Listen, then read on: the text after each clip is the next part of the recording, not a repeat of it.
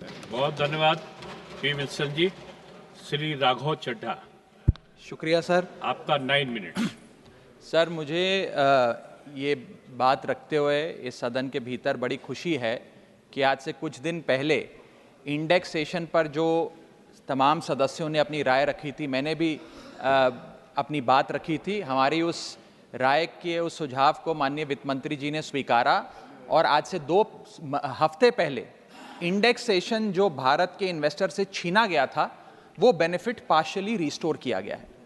लेकिन ये एक बहुत बड़ा प्रश्न चिन्ह खड़ा करता है भारत सरकार की टैक्स पॉलिसी पर कि कितनी कंफ्यूज है हमारे देश की टैक्स पॉलिसी। 23 जुलाई 2024 को आप कहते हैं कि हम भारत के इन्वेस्टर से इंडेक्सेशन वापस ले रहे हैं और ठीक 2 हफ्ते बाद 6 अगस्त को कहते हैं नहीं नहीं नहीं, वापस नहीं ले रहे, इनको वापस पहुंचा रहे हैं। ये दिखाता है कि जब आप बिना सोचे समझे या किसी अर्थशास्त्री की राय पर नहीं, जिन लोगों को अर्थशास्त्र के बारे में जानकारी नहीं है उनकी राय पे अगर बजट बनाएंगे तो इसी प्रकार के फ्लिप फ्लॉप्स देखने को मिलेंगे। सर, मैं बताना चाहता हूं कि इंडेक्सेशन को भारत के निवेशक से छीनना उसकी कमर तोड़ने जैसा है। जैसा कि मैंने पहले भी बात रखी थी कि इंडेक्सेशन को फुल्ली रिस्टोर करने की जरूरत है, लेकिन अभी भी कल जो अमेंडमेंट फाइनेंस बिल में लाया गया है वित्त मंत्रालय द्वारा, उसमें भी इंडेक्सेशन पार्शियली रिस्टोर किया गया है, फुल्ली रिस्टोर नहीं किया गया। उसमें भी एक पेच है और पेच ये है कि तमाम एसेट क्लासेस पे इंडेक्सेशन नहीं रिस्टोर किया जा रहा, मात्र इमूवेबल प्रॉपर्टी यानी कि लैंड और बिल्डिंग पे रिस्टोर किया जा रहा है। और दूसरी चीज, 23 जुलाई 2024 के बाद खरीदे गए किसी भी एसेट में, किसी भी इन्वेस्टमेंट पर इंडेक्सेशन नहीं दिया जाएगा। मैं आज आपके माध्यम से सरकार से मांग करूंगा कि इंडेक्सेशन को फुल्ली रिस्टोर किया जाए, सारे एसेट क्लासेस पर रिस्टोर किया जाए और 23 जुलाई 2024 के बाद खरीदे गए, बाद निवेश किए गए एसेट क्लासेस में भी इंडेक्सेशन का बेनिफिट मिलना चाहिए। और इंडेक्सेशन के बेनिफिट से खिलवाड़ करना, एसेट क्लासेस से इंडेक्सेशन को समाप्त करना एक बड़ा सवाल खड़ा करता है कि क्या हमारे देश की वित्त मंत्री इन्फ्लेशन एडजस्टेड प्रॉफिट्स में विश्वास नहीं रखती? क्या उन्हें इन्फ्लेशन का ज्ञान नहीं है? क्या वो जानती नहीं कि इस देश में महंगाई एक प्लेग की तरह फैलती जा रही है? और इसी के साथ साथ मैं एक उदाहरण के माध्यम से आपको बताना चाहूंगा सर कि अभी भी इंडेक्सेशन जो पार्शियली रिस्टोर किया गया है उसमें भी कितने फ्लॉज हैं। उदाहरण के तौर पे आप एक इन्वेस्टमेंट करते हैं गोल्ड में, सिल्वर में या किसी एक एसेट क्लास में जिसमें इंडेक्सेशन का बेनिफिट इन्वेस्टर को मिला करता था। आपने 1 करोड़ का इन्वेस्टमेंट एसेट ए में किया 31 मार्च 2001 को और उसके ठीक अगले दिन 1 अप्रैल 2001 को एसेट बी में भी 1 करोड़ का इन्वेस्टमेंट किया। वो दोनों एसेट 7% CAGR के हिसाब से, कंपाउंडेड एनुअल ग्रोथ रेट के हिसाब से बढ़ते रहे और आज वर्ष 2024 में उन दोनों इन्वेस्टमेंट्स की आज वैल्यू 5 करोड़ रुपए ईच है। अब आप ये दोनों एसेट ए और एसेट बी बेचते हैं बाजार में वर्ष 2024 में और दोनों पे अलग अलग टैक्स आपको देना पड़ता है। ये मैं आपके सामने दर्शाना चाहता हूं। जब आप एसेट ए बेचते हैं जो आपने 31 मार्च 2001 को खरीदा, यानी कि 1 अप्रैल 2001 से पहले, तो आपको इंडेक्सेशन का फायदा मिलेगा। यानी कि आपका सेल प्राइस होगा 5 करोड़, आपका परचेस प्राइस है 1 करोड़, लेकिन इन्फ्लेशन एडजस्टेड परचेस प्राइस आपका 3 करोड़ 63 लाख माना जाएगा। यानी कि 5 करोड़ माइनस 3 करोड़ 63 लाख, आपका प्रॉफिट हुआ 1 करोड़ 37 लाख। उस 1 करोड़ 37 लाख पे 20% के हिसाब से आपको 27 लाख 40 हजार रुपए टैक्स देना पड़ेगा अगर आप एसेट ए बेचते हैं। लेकिन जब आप एसेट बी बेचते हैं जिसपे आपको इंडेक्सेशन का फायदा नहीं दे रही सरकार, क्योंकि वो आपने अगले दिन दूसरे वित्तीय वर्ष यानी कि 1 अप्रैल 2001 को खरीदा, तो आपकी सेल प्राइस है 5 करोड़, आपकी परचेस प्राइस है 1 करोड़, आपका मुनाफा हो गया 4 करोड़ का और 4 करोड़ पे 12.5% के हिसाब से आपको टैक्स देना पड़ेगा जो कि है 50 लाख रुपए। यानी कि एसेट ए जो आपने 31 मार्च को खरीदा 1 करोड़ का, 31 मार्च 2001 को, और आज आप उसे 5 करोड़ का बेचते हैं तो आपको मात्र 27 लाख रुपए इनकम टैक्स देना पड़ता है। लेकिन जो अगले दिन आपने 1 करोड़ रुपए का निवेश किया 1 अप्रैल 2001 को और उसको 2024 में बेचते हैं तो उस पर 50 लाख रुपए का टैक्स देना पड़ता है। सिर्फ एक दिन के भीतर आपका टैक्स लायबिलिटी 27 लाख से बढ़कर 50 लाख हो जाती है। यह है इंडेक्सेशन का खेल। इसलिए मैं सरकार से अनुरोध करूंगा कि इंडेक्सेशन को सारे एसेट क्लासेस पे रिस्टोर करना चाहिए और कोई कट ऑफ डेट 23 जुलाई के पहले खरीदा गया एसेट और 23 जुलाई 2024 के बाद खरीदा गया एसेट, इस प्रकार की कट ऑफ डेट नहीं होनी चाहिए। Sir, inflation is taxation without legislation. महंगाई वो दीमक है जो हमारे देश को खा रहा है, इसीलिए हम इन्फ्लेशन एडजस्टेड रिटर्न्स पे इनकम टैक्स लगाते हैं। और अगर हम ये सोच रहे हैं कि कल की जो अमेंडमेंट हुई इससे रियल एस्टेट मार्केट में को बड़ा उछाल आ जाएगा, तो ऐसा नहीं आने वाला सर।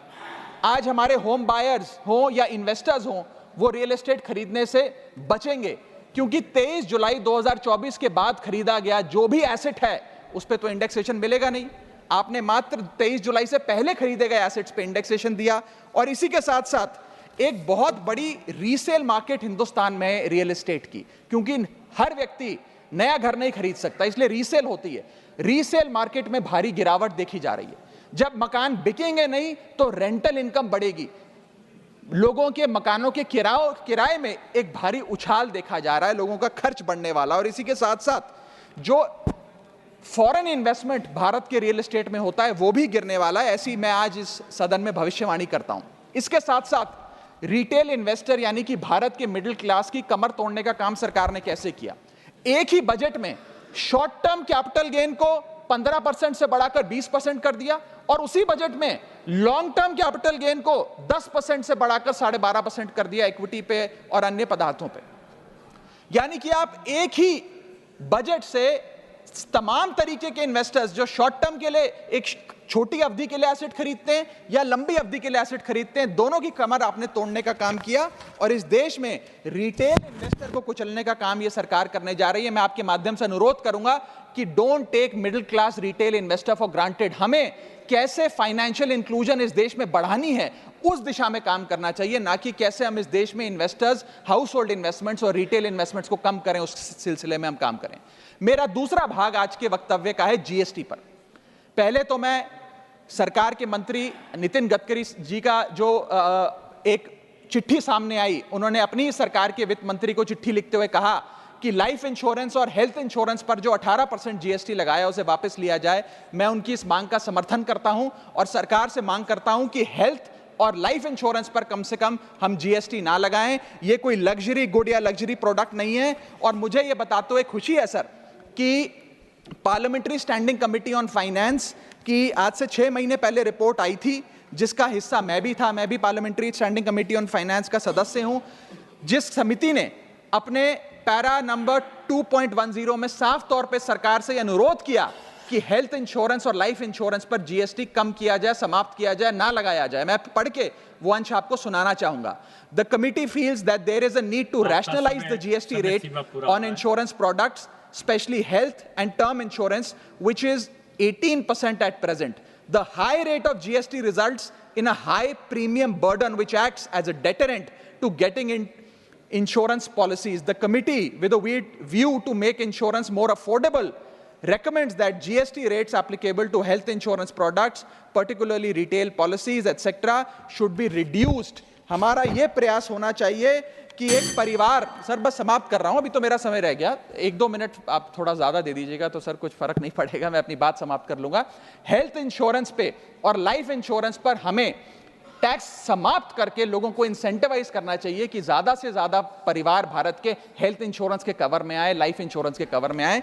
जो मैं सरकार से मांग करूंगा। और सर एक बड़ा इंपॉर्टेंट पहलू मैं आपके सामने हाईलाइट करना चाहूंगा। इस देश में इन्फ्लेशन पर भी जीएसटी लग रहा है। वो कैसे लग रहा है? एक प्रोडक्ट जो 100 रुपए का बिकता था उस पर 18% जीएसटी हुआ करता था।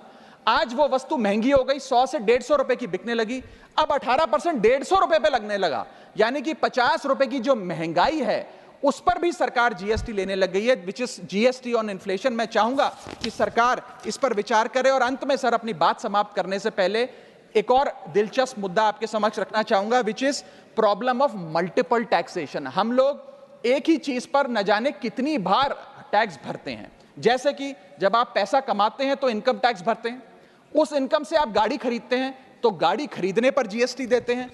जब गाड़ी खरीदते हैं तो रोड टैक्स भी सरकार आपसे वसूलती है, फिर रोड डेवलपमेंट सेस भी आपसे लेती है। अब आप मोटर इंश्योरेंस भी कराएंगे गाड़ी का तो उस पर भी जीएसटी लेती है, और उसके बाद आप जब पेट्रोल या डीजल भरवाएंगे उस पर भी सेस और वैट लेती है, और अंत में जब आप अपनी गाड़ी को सड़क पर चलाएंगे तो टोल टैक्स के नाम पर जनता से पैसा वसूलती है। That is multiple taxation points. इतने सारे टैक्सेशन ओवरलोड कर कर हम इस देश के आम आदमी का खून चूस रहे हैं सर। और सबसे बड़ी प्रॉब्लम इस देश की आज जो बनती जा रही है आम आदमी के लिए वो है टोल टैक्स। सांसद और मंत्री को टोल टैक्स नहीं देना पड़ता, हमें छूट है टोल टैक्स से, लेकिन इस देश के आम आदमी को हर जगह टोल टैक्स देना पड़ता है। एक रिपोर्ट के मुताबिक हाईवे पे 2 रुपए प्रति किलोमीटर का टोल टैक्स इस देश के आम आदमी को भरना पड़ता है। और अंत में अपनी बात खत्म करूंगा मैं एक कविता सुनाकर, थोड़ा सा सर और इंटेलिजेंस चाहूंगा। और इस टैक्स रिजीम के बारे में 4 पंक्तियां लिखी हैं सर, मैं आपके सामने पेश करना चाहूंगा। सरकार का एक सूत्री मिशन है टैक्स, सरकार का कमीशन है टैक्स। जगने पे टैक्स, सोने पर टैक्स, हंसने पर टैक्स, रोने पे टैक्स, खाने पे टैक्स, पीने पे टैक्स, बच्चों की पढ़ाई पे टैक्स, बुजुर्गों की दवाई पर टैक्स, फसलों की बुआई पे टैक्स, ट्रेन और यात्रा हवाई जहाज पर टैक्स, खरीदने पर टैक्स, बेचने पे टैक्स, फैलने पे टैक्स, समेटने पे टैक्स, सड़क पे टैक्स, आसमान पे टैक्स, गाड़ी पे टैक्स, मकान पे टैक्स, सपनों पर टैक्स, अरमान पे टैक्स, खुशी पर टैक्स, मुस्कान पर टैक्स, दिन रात की गाड़ी कमाई पर टैक्स, किताब पर टैक्स, सियाही पर टैक्स, सब्जी पर टैक्स, मिठाई पर टैक्स। सरकार जनता से वसूल रही है बीजेपी से दिल लगाई पर टैक्स। बहुत बहुत शुक्रिया। धन्यवाद। नेक्स्ट श्रीमती